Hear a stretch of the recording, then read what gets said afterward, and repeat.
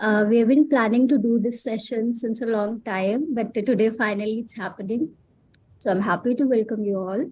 And I would like to invite Director SOFL, Professor Malti Mathur, to this session. I'm also happy and I would like to invite PVC, Professor Sumitra Kupreti. I'm happy to have other faculties, SOFL consultants, our guest, of course, for the session, Ms. Shipra Tholia, all the regional centers and all the students are joining. Thank you so much for joining for today's session. We'll talk more about the theme and go into that. And I think we have the speaker to talk more about the topic and the theme. But before that, I would like to invite Director SFL, Professor Maruti Mathur, for her opening remarks. So, ma'am, over to you now. Thank you. Thank you, Prashali. And Guten Tag, Shipra. Wie geht's? Good, danke. I'm so happy that we were able to finally organize this. And I'd like to welcome the Pro Vice Chancellor of our school, Professor Sumitra Kukreti, who has borne with all the changes in our time that we had to do at the very last minute. So thank you, ma'am. Thank you for bearing with us and for going along with the flow. Thank you so much. And this seminar was in the making for quite a while, but somehow, due to certain circumstances, we could only do it today. And it was particularly gratifying to me because I'm a translator myself, that we are going to be talking about translation, because it is, you cannot divorce language from culture, which is why there is so much of identity involved with language. And in certain languages, when you're talking about something, even one word conveys so much to a person who is conversant with that language and with that culture, that it would need an entire paragraph and maybe sometimes an entire page to explain that to somebody who is not conversant with that. So when we were talking about translation, and I had a couple of chats with Shipra, we did talk about not just how difficult it is to translate, but how difficult it is to carry across this entire baggage of culture. And it is, I always say, when I do my translation myself, I feel as though I'm crossing a linguistic minefield, and you never know what word, what phrase is going to blow up in your face, because what is there in one language, when you turn it into another language, it sometimes means something entirely different, sometimes even the opposite. So I'm so happy that Dr. Tolia here has decided to talk about how we can translate culture. And it has famously been said that there is something that is always lost in translation. But then something is always lost even when we think of it in our minds and we try to articulate it in words. So there will always be that certain gap. But then translation is the only way that we can bring people together, that we can share the really rich legacy of literature that so many authors have left behind. So I am very happy to have Dr. Tolia here this morning, this afternoon now actually, and to welcome her. And I'd like to say thank you for bringing up this very, very relevant topic when we talk about languages, because language and culture are so greatly intertwined. So thank you so much, Dr. Tolia. And I'd like to thank Pro Vice Chancellor, Professor Sumitra Kukreti, who will be delivering the presidential address today. Also, all our other Pro Vice Chancellors, directors of schools and heads of divisions, faculty, who range from all schools, whether it is sciences or health sciences, all our regional directors, everyone who has some kind of an interest in language, culture, and literature who have joined us today. Thank you all very much, and a very, very warm welcome to you all. Thank you. Thank you. Thank you so much, ma'am. I would like to mention here that ma'am has been the motivation behind this, and it's actually her initiative. So thank you, ma'am. Moving ahead in today's session and talking about the theme translation and transcreation, I think all the people who are involved with languages and literature and translation, they know it's not as simple as just switching from one language to other. As ma'am herself mentioned, most of the times we are stuck with nuances and dilemmas with reference to culture and audience oriented thing. And no matter how beautifully one may try to take it from one language to other, things get lost in between. And as translator, we always try to make it as perfect as possible. But then once I read somewhere that usually we find less bad translations and more bad translations. I don't know how to sort of one can discuss more on that. But yes, translation, it's not that simple a task, and it's not that simple as of like choosing between right and wrong. But most of the time, it's like choosing between more appropriate and less appropriate. And therefore there's no one defined clear cut manner of how one can translate. And in those contexts we often talk of essays like uh, Walter Benjamin's Die Aufgabe des Übersetzers. I think Shipra can perhaps talk more about that, and where the author beautifully tells of the do's and don'ts, but yet there's no just one final way. So it's obviously the translator's responsibility to come up with the best possible version of what he or she can offer to his or her readers. So I think we have our guest to talk more on that. And once again, I would like to welcome Ms. Shipra. And Ms. Shipra is the assistant professor at the Department of German Studies, Banaras Hindu University. She holds specialization in translation and interpretation. She's currently pursuing her PhD at Berghofer University in Wuppertal, Germany. Among her recent publications are an edited volume entitled The Hero and Hero Making Across Genre, and several other articles published in various other journals of repute. Currently, she's editing a special issue together with Amy and Amar on trauma, ethics, and illness in contemporary literature and culture for the Journal of Humanities, MDPI. She has been awarded the Dart Fellowship several times for carrying out research in Germany. And thus we have a expert of the topic and field to kind of enlighten us more on that. So it's over to you, Shipra. And yeah, welcome. Thank you so much, Prashali, and thank you, Professor Mathu, for giving me this opportunity to talk more about my experiences. Absolutely honored by the presence of Pro Vice Chancellor Ma'am Sumitra Kukreti, and all the dignitaries, registrar, students, and friends, those who took time to listen to me. I hope I'll make some sense. So I'll try to share my presentation here. Can you allow me to share the presentation, Prashali? I'd like to request the admin, please. Would you please enable sharing? Yeah. Yeah. No, Thank you. What was that? How did this happen? Okay.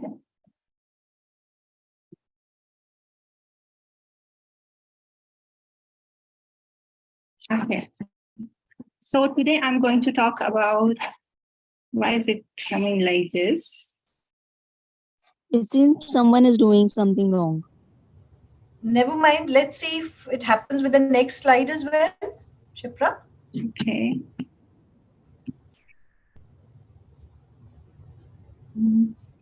Seems okay now? I think so. Yeah. Okay. So we know the First slide. Yeah. So I'm going to talk about Transcreating Culture, German in Translation. It's basically the title was suggested by Professor Mathur, and I found it very appropriate for my lecture today. So I kind of borrowed it from Professor Mathur. So transcreation is basically a fancy term that consists of two words, translation and creation. While transcreation has been so bad. Okay. While transcreation has been a buzzword in language industry for approx 15 years, academics have been using this term for almost 6 decades. The language service provider often use the term transcreation as a synonym for a good, natural sounding translation. They claim that client began asking for transcreation services after receiving subpar translation that were not fit for the purpose. The term transcreation is used basically for creative translation. Whereas in academia, we believe that every good translation is an act of transcreation. Every translation is a creative act in itself and not a mere word-for-word rendition of a text from a source language to a target language. So if we go for a definition of transcreation, I found a little bit appropriate for this purpose. Its transcreation is seen as a process of recreating based on translation, adapting a message from source text to target text, conveying it into another language in a natural and fluent way. Transcreation is chiefly used in media, advertising, and marketing campaign. It is also a common practice in cross-language, cross-cultural fields such as video games, website, audio-video product, and of course, literature. The concept of transcreation extends the scope of translation and gives us an insight into the multilinguistic use of the same text. While the academia consider that the term brings a very little value to the discipline, others define transcreation as an important strategy adopted in creative use. So you can imagine there are different views on the very term transcreation. Most of the translators or the academicians, basically, they don't agree. They are saying that the translation word itself has all the possible connotations that we need. We don't require another special term for it. But then the 50% of academia also believe that this word focuses on the strategies adopted in creative areas. Translation practitioners have always been aware of the fact that translation is not a purely linguistic operation, but a means of facilitating communication between members of different cultures. Translation scholars have only recently discovered the fairly obvious aspect of their field, that is the functional approach to translation, or what we have discussed, Scopus theory, which has been instrumental in turning transcreation into one of the main concerns of modern translation studies.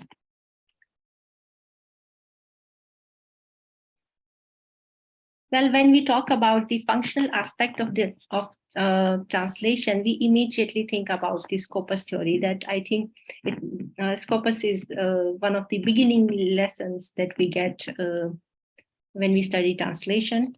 So I would be very brief on it. So Scopus theory was put forwarded by a German linguist and German or a translation scholar, Hans C. Vermeer.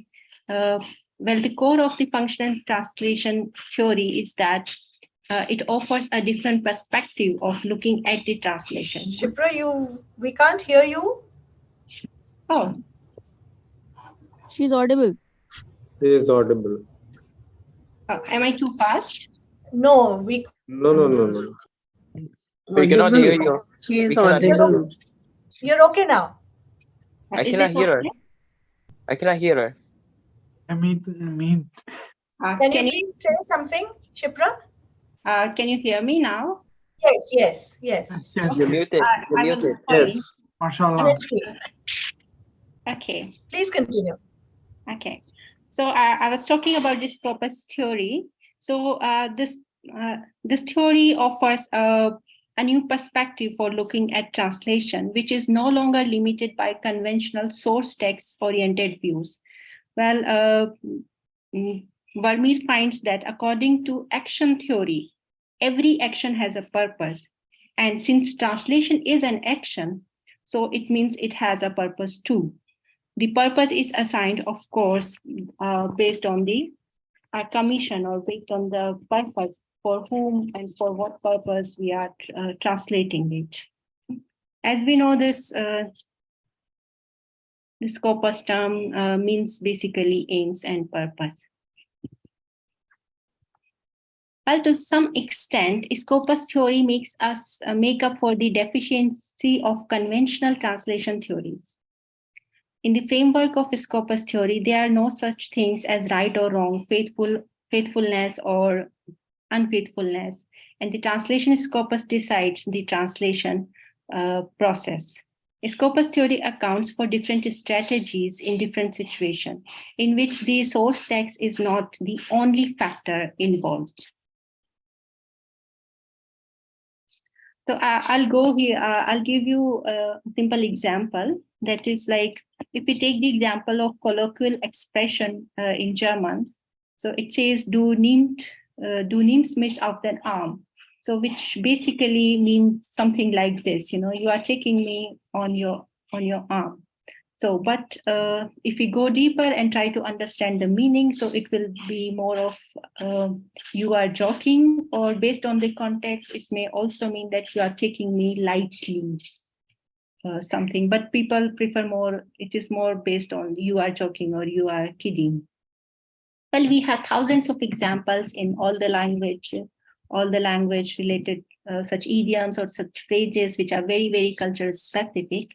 So I will here deal with one example, that is pig.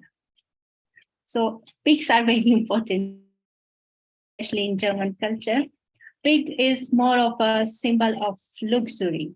If you have a pig at house, it used to mean that you belong to a very wealthy family, a well-off family. So that's why we have several expressions in German. So if somebody says, ich habe Schwein gehabt, I think Proshali must be knowing it better.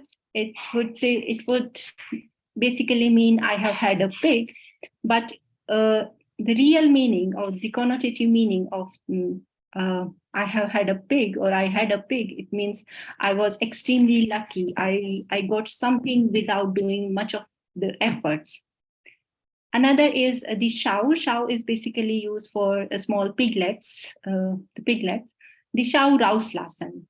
It means take out the pigs. So if we are to translate it, we cannot really translate this word unless we know what it means. So in German, it means just let your hair down, open your hair. So you can imagine what pig has to do with hair. Or another expression that we use, like es geht die Wurst. So it literally means it is about pork or sausage. As Germans are very serious about pig, so they are using this expression to show that it is a make or break deal. You react now or never kind of situation. You say, this is about sausage now, this is about the pork. And similarly, this word, at some point, it is a symbol of luxury, but also it is used as an abuse. So, for example, if someone says, the innere Schweinhund, so the abusive expression, it's an absolutely abusive expression. It literally means the inner pig dog. And you can imagine dog is their most favorite animal. Now, dog is more of their family member. So the inner pig dog. This expression was used by socialist politician Kurt Schumacher. He accused that Hitler is always trying to appeal to the inner Schweinhund in his speeches. Hitler's speeches are always considered the most appealing speeches, like it or not, but this is the fact that we have to admit. And so Kurt Schumacher used the term inner Schweinhund. So inner appealing? Why do you think it's appealing? I mean, for manipulating. I mean that more of in the sense of manipulating. I don't agree at all with Hitler's speeches. They were more of manipulating, using their propaganda, basically speeches. But this is the term that was used, that why his propaganda was working based on the political and, all the situation, the scenario, the dissatisfaction that was prevailing during Weimar time, the high rate of joblessness, Arbeitslosigkeit. So that's why some people say, I also don't agree with it, that these were appealing or something, but I would say that this is a fact that that is there. So he accused him or said that his speeches are appealing to the inner Schweinhund, the inner evil of the people, that they already possess the inner evil. So they use the Schweinhund. Similar expressions, Schwein, we can find also, it dates back to 1800 century, or in the 1800. Goethe, as you know, the most famous, most renowned writer, he has also used this term, Schwein so lange leben. He talks about Faust, who's extremely learned person, but he's not happy with his life. So there is this expression used in the original Faust, that kein Schwein will so lange leben. So which is literally translated as no pig wants to live like this. Which if we translate, so it would be more like nobody or no sane person wants to live like this. So nowadays in colloquial language, we also use this term, kein Schwein hat mich angerufen, no pig has called me, or kein Schwein interessiert sich für mich, or no pig is interested in me. So it would be translated as nobody is interested in me, something like that. While the pigs, there are also several adjectives which are based on pigs. Now, for example, Schauwetter is it's like pig weather, which means it's a dirty weather. Schweinerei is a word which is very often used in German. It's used for mess, something that is very messy, very chaotic. Schweinerei. There is another expression that is ein eierlegende Wollmilchsau. So this was a term that was used by the poet Ludwig Schran in his poem 1950. So it basically means a pig who can lay eggs, give milk and meat. So this is something, it's not possible. Ein eierlegende Wollmilchsau. So an egg-laying, milk and meat-giving pig.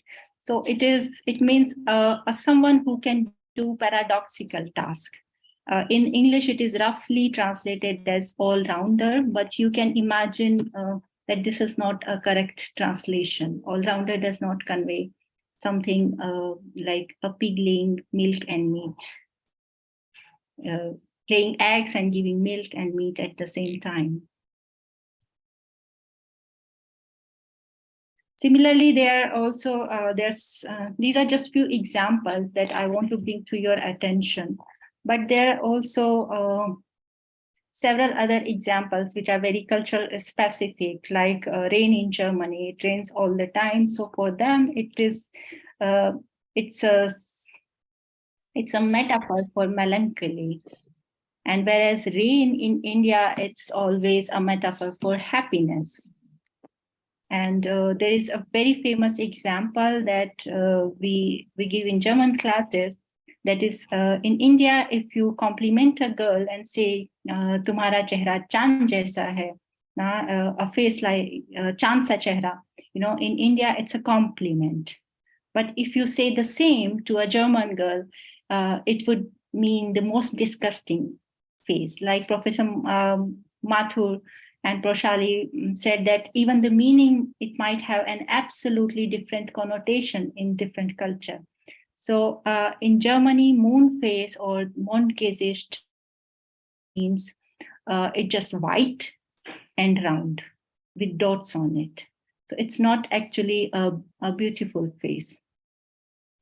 So there are so many examples that we find in translation of poems and cultural specific metaphors require a high level of creativity. It is even said if you want to translate a poem, you have to be a poet yourself.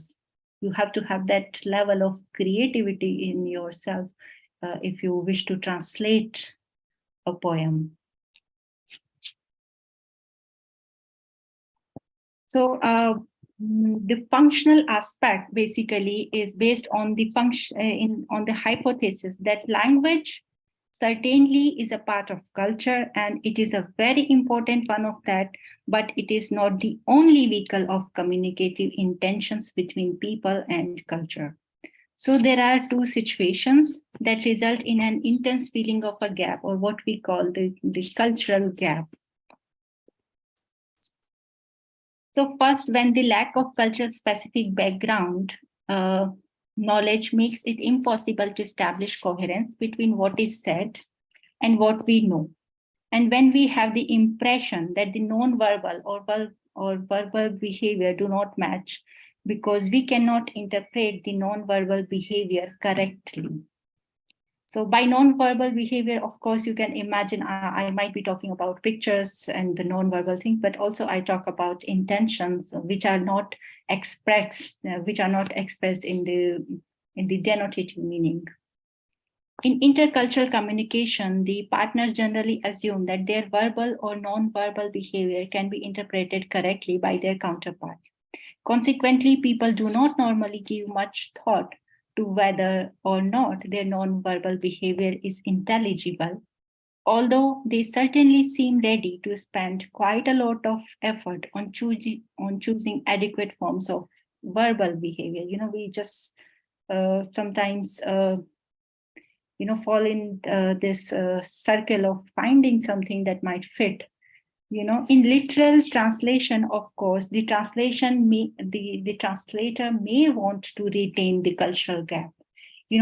Translator may have the possibility that, okay, I'm not going to translate the big, the expressions which are related, like if it is like an egg laying, an eierlegend wall milk show, I'll just retain this thing.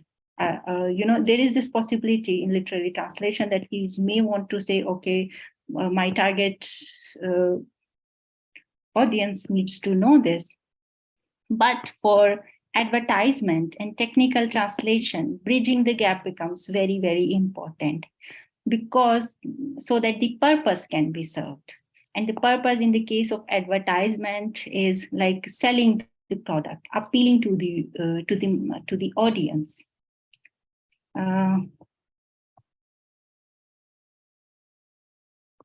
So in advertising and marketing domains, transcreation means a creative and complex service, transgressing translations to communicate advertising, promotional, and other brand-related messages across language and culture.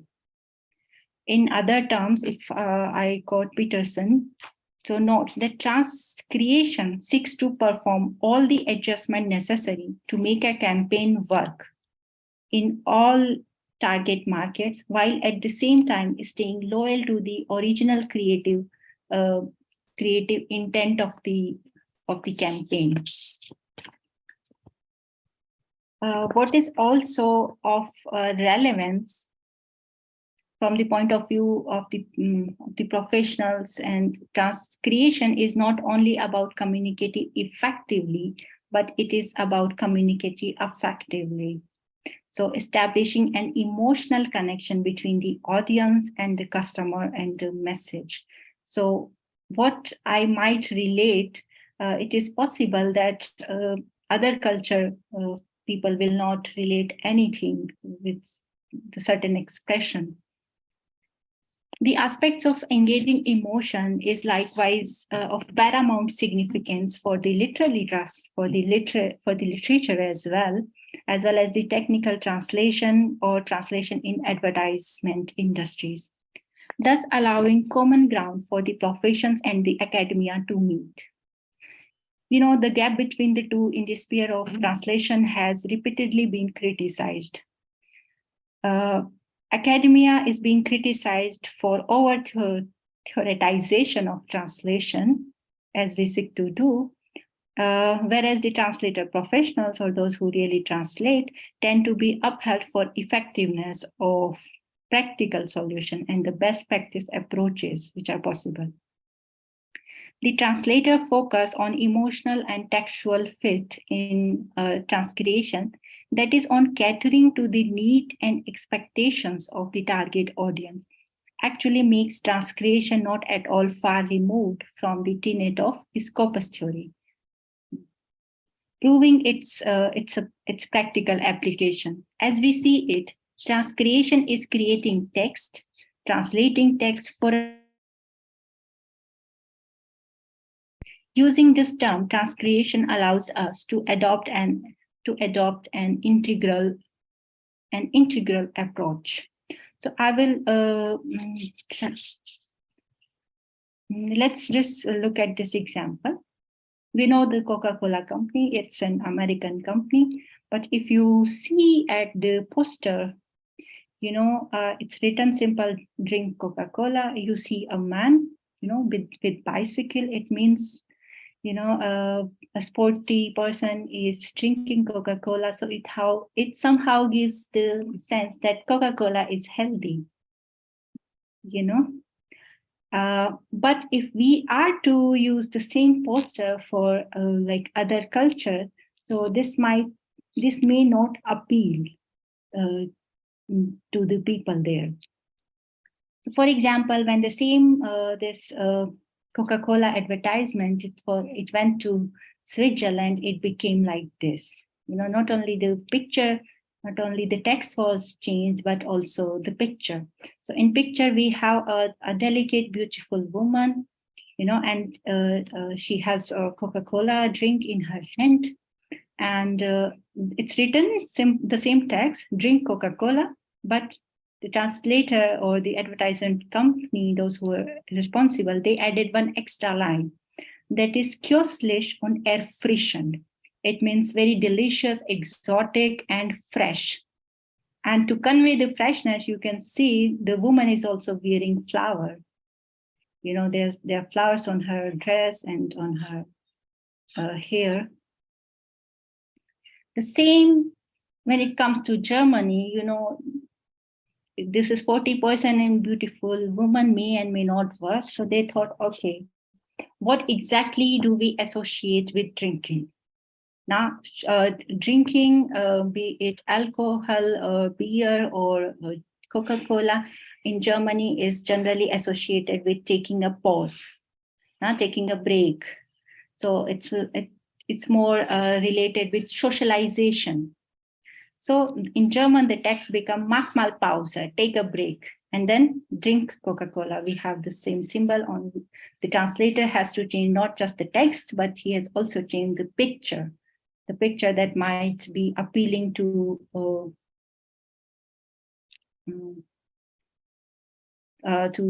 the target culture.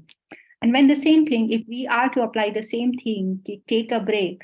So for us, taking a break, well, to the most of, especially in academia or the most of officials, taking a break means having chai. Now, break means we generally say chai peene chalte hain. We will not say Coca-Cola peene chalte hain. So this will not, maybe with the younger generation, of course, they might, I don't know, they may have different, but for us, it means take a break is basically chai, you know. For us, Coca-Cola would be a drink, then we will maybe, घर में जब guest आ रहे हैं, we'll say guest को कुछ ठंडा पिलाया जाए, or we go out and we drink something thanda, especially we go out to drink Coca-Cola, or we buy something to drink thanda. So the campaign was this, that was highly successful in India. So it was thanda matlab Coca-Cola, because this is the association that maybe the Indian audience could easily understand. And here the person is also, people know this person. They think, okay, Amir Khan's ad campaign might attract more people. So of course we have this. Well, these are just the examples. Of course, you can see that there might be different, also different campaigns or different style of appealing people. I will like to bring here just one more example of Ariel. You know, Ariel, it's a European company. So in its advertisement in Germany, or the tagline is basically it says not nicht nur sauber, sondern rein. Now it's not clean. Sauber means clean, but it is pure, rein. Now purity is a concept in Western society that is immediately related with with church, no? With Christianity, purity, Christianity, and virginity. We associate. But if I am to use the same expression for Indian audience, it's not only clean but pure. Now, so it would work if I'm selling a ghee. Now, ghee is pure, but for Ariel or for washing clothes, this pure word will not work. You know. So what the translator has to use something that might appeal to Indian audience. So the famous tagline that is used, I could find only this picture, but it means a bright clean. In India, with the pure was being replaced with bright clean. So it's remove tough stains for a bright clean. We have tough stains, you know, we use curry, we use with lots of haldi and lots of masala. So our stains are different from theirs. So for us in India, when this campaign was made, it was more of something that is strong enough and something that gives a bright clean, chamakta hua, na? Like in Nirma, we use a doodh jaisi safedi. But the doodh jaisi safedi or the brightness, the bright clean, this is something that we can understand, we can associate to it. Yeah, ek hi baar mein sara, you know, safai ho jati, something like. But this might not be very appealing to other culture. So that's why, you know, these verbal and non-verbal, all the expressions are always, you know, they are product of creativity of translators, their knowledge. I would like to share my experience. We have time, right? 5 minutes. So this creativity is not, you can say, okay, for ad campaigns, it's very clear. You have to be creative. You have to have knowledge of cultural baggage, that or the cultural specific expressions, but also in the very in the translation of user manuals, you know, how important it is to know the cultural specificity. There was a case, you know, we generally import lots of heavy machineries from Germany, but the way the user manuals are translated is always, you know, it's very different, because there are so many things which are different, you know, which are different, something that we don't work. For example, Steckdose or Steckdose is the plug. You know, we have plug, but then we have switch also, right? But in Germany, you have only the plug, but no switch, right? So these are like small, just one example that the translator has to write on his own, you know, even if it is not there in the original text, the translator has to mention switch on the plug. You know, in German user manual, you may not find such expressions. There was this thing, it has been quoted several times, that we imported some heavy machinery from Germany and all the experts were there, but they did everything what was written in the user manual, but machine was not working. So it was said that they have given us a wrong machine. So especially the scientists or the technicians have to be, you know, called, you know, they flew from Germany to India just to check why this machine is not working. And the problem was in the translation. The translation was wrong.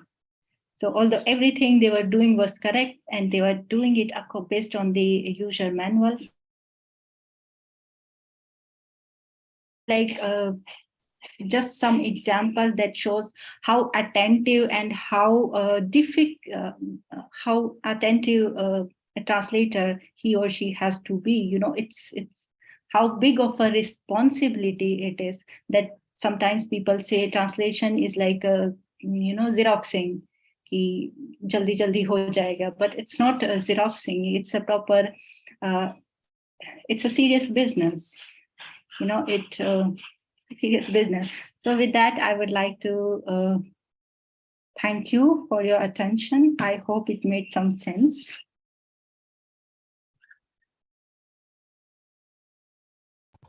It made a lot of sense, Shipra. Thank you. Thank you. Yeah. Thank you so much, Shipra, for that informative talk. And yes, I totally agree that translation is not just xeroxing, and it's not just taking it from one language to other, but in between, it's a very tedious task and it has a lot of things involved.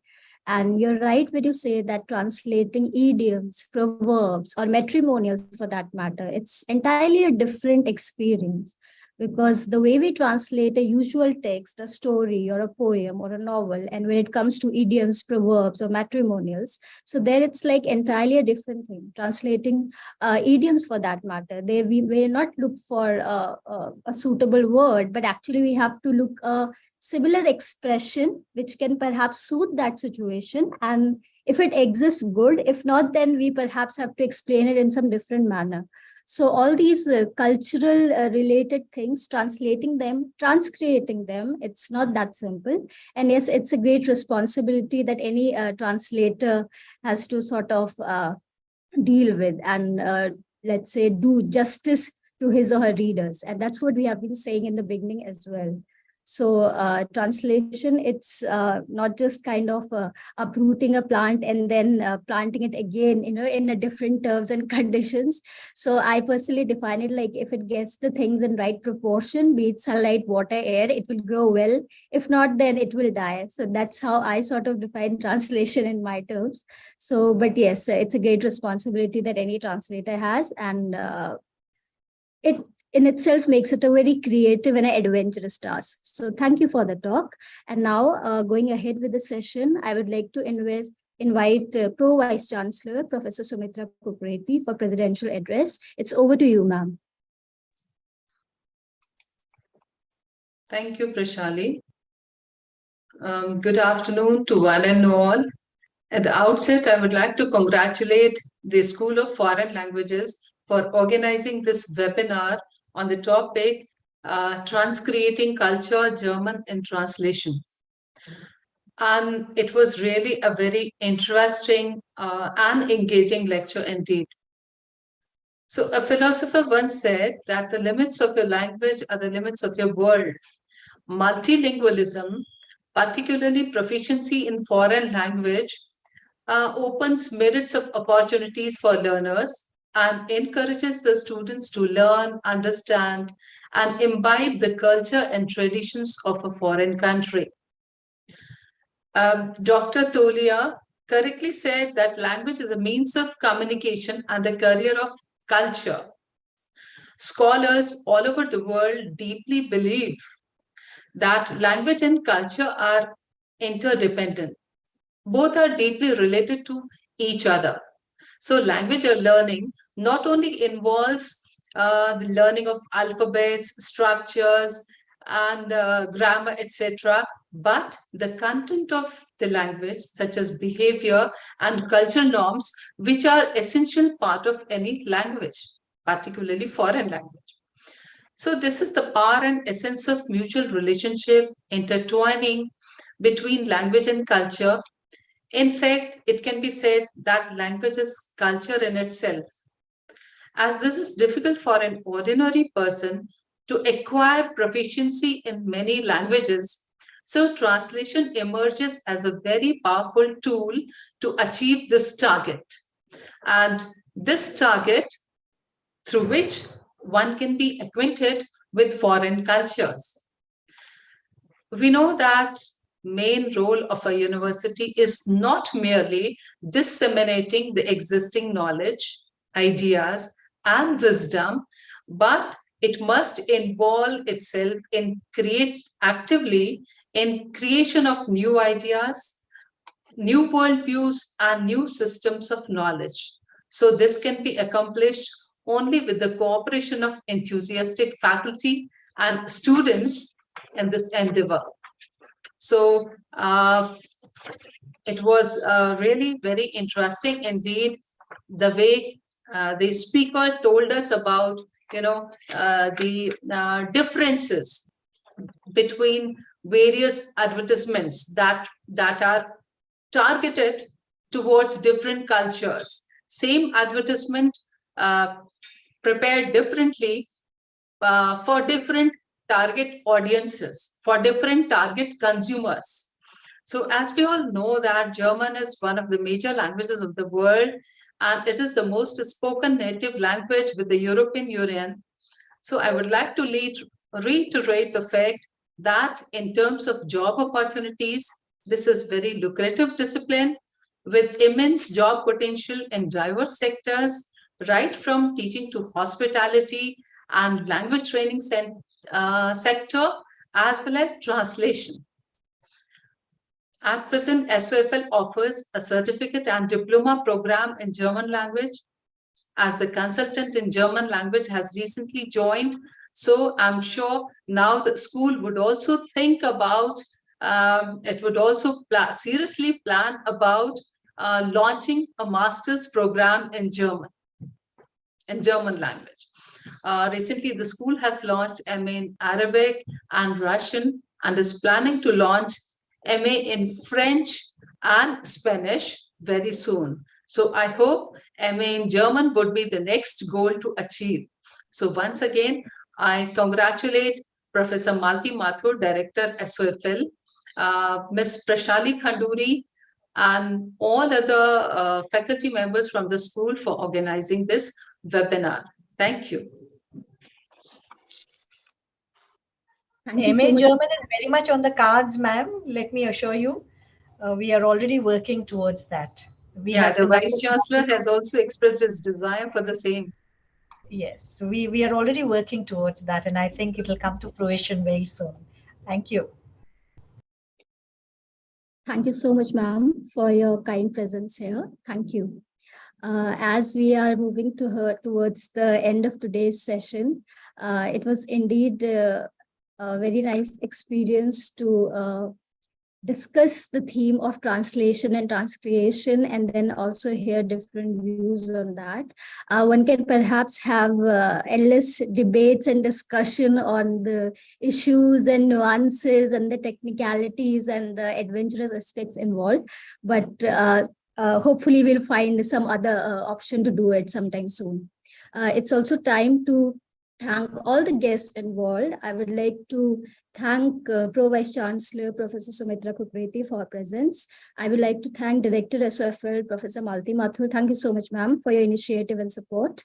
I thank our guest for today's event, Ms. Shipra Tholia, for her time and for making this event happen. Thank you so much, ma'am. I'm extremely thankful to all the guests who joined us in this session. I'm thankful to the faculties of other departments, consultants, SOFL, students, and all of the people who took out time from their busy schedule and attended this session. I hope it was a fruitful one.